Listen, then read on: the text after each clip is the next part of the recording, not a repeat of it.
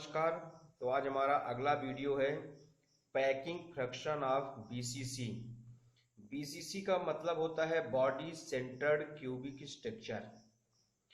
इस सेल में जो एटम है वो क्यूब के कॉर्नर में सिचुएटेड होता है और इसमें एक एटम यूनिट सेल के सेंटर में सिचुएटेड होता है तथा जो यूनिट सेल का सेंटर है वो डिसाइड कैसे होता है।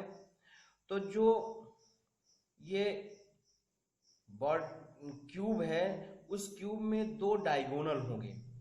तो जो टू बॉडी डायगोनल है उसका जो इंटरसेक्टिंग पॉइंट है, इंटरसेक्टिंग पॉइंट ही यूनिट सेल का सेंटर कहलाता है। जैसा कि डायग्राम में लास्ट में दिखाया गया है, डायग्राम इसके लास्ट में अपलोड किया गया है। दोस्तों, हमारा एम है स्टूडेंट्स को एक ऐसा नोट्स प्रोवाइड कराना ताकि वो उसको रिमेम्बर करके, लर्न करके और एग्जाम में राइट डाउन कर सकें। इसलिए कई बार स्टूडेंट्स को इसके कॉन्सेप्ट में प्रॉब्लम रहती है और अक्सर वो डिस्कस करते हैं मुझसे, लेकिन हम आपको एक बेस्ट नोट्स प्रोवाइड करवा रहे हैं। तो दोस्तों, ये यूनिट सेल का सेंटर है वो कैसे डिसाइड होता है।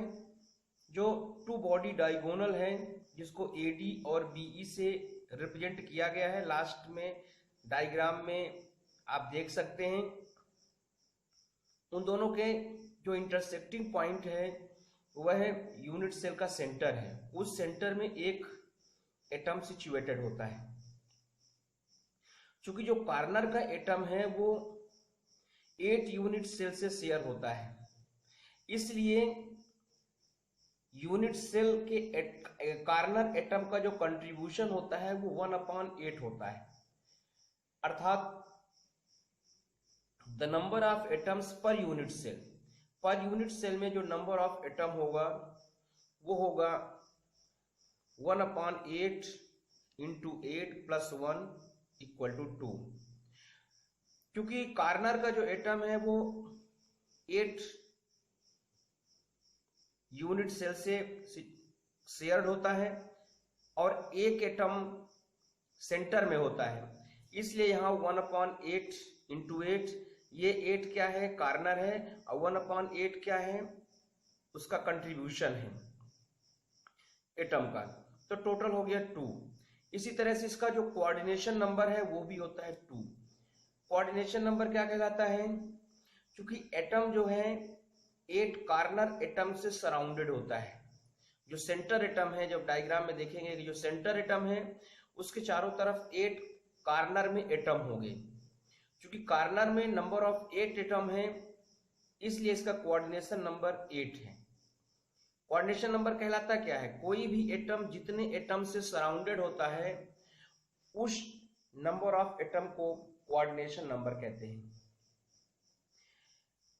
यूनिट सेल कॉर्नर एटम का जो सरफेस है वो एक दूसरे से टच नहीं हो सकता, लेकिन एक दूसरे से कांटेक्ट में होता है। अर्थात बॉडी डायगोनल, जो यूनिट सेल का जो बॉडी डायगोनल है उसके लॉन्ग होगा एटम का सरफेस।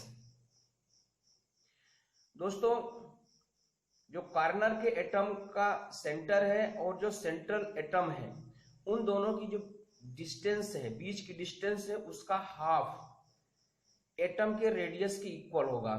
फिर से एक बार देख लें इसको। जो कॉर्नर में एटम है उन एटम का सेंटर पॉइंट और जो सेंटर में एटम सिचुएटेड है उसका सेंट्रल पॉइंट, इन दोनों सेंट्रल पॉइंट के बीच की डिस्टेंस का हाफ किसी भी एटम के रेडियस के इक्वल होगा। ये कंडीशन सिर्फ बॉडी सेंटर्ड क्यूबिक स्ट्रक्चर के लिए ही फुलफिल करेगा। अब हम यूनिट सेल जो एज लेंथ है उसको ए से रिप्रेजेंट करेंगे और जो रेडियस है उसको आर से रिप्रेजेंट करेंगे। तो जो इसका बॉडी डायगोनल है एडी, उसकी लेंथ हो जाएगी 4r। आर क्या है, रेडियस। तो एडी = हो जाएगा आर। क्योंकि हम वहां देखेंगे डायग्राम में कि एक एटम टोटल है, इसका डायमीटर हो जाएगा 2r और बाकी 2 हाफ एटम है, इसकी रेडियस हो जाएगी r और r। तो टोटल लेंथ हो जाएगी 4r। इसको हम डायग्राम में देखेंगे। फिर पाइथागोरस थ्योरम से AD square equal to AC square plus CD square, AC square equal to हो जाएगा आपका AB square plus BC square. चूंकि इसका जो यूनिट सेल एज लेंथ है उसको A से रिप्रेजेंट किया गया है, इसलिए ये हो जाएगा A square plus A square plus A square equal to 3A square. और AD की वैल्यू 4r, तो यहां से 4r इक्वल टू हो जाएगा √3a। तो जो यूनिट सेल एज लेंथ है A इक्वल टू वो हो जाएगा 4r अपॉन √3। अब हम देखते हैं पैकिंग फैक्टर। तो पैकिंग फैक्टर का फॉर्मूला होता है कि यूनिट सेल में सभी एटम का वॉल्यूम अपॉन यूनिट सेल का वॉल्यूम। क्योंकि यहां पर हम देखते हैं कि यूनिट सेल में, पर यूनिट सेल में नंबर ऑफ एटम 2 हैं, इसलिए जब पैकिंग फैक्टर निकालते हैं तो यूनिट सेल में सभी एटम का वॉल्यूम, चूंकि एटम जो है स्फेरिकल होगा और स्फीयर का वॉल्यूम का फार्मूला होता है 4/3 पाई आर क्यूब। तो इस तरह से 4/3 पाई आर क्यूब होगा।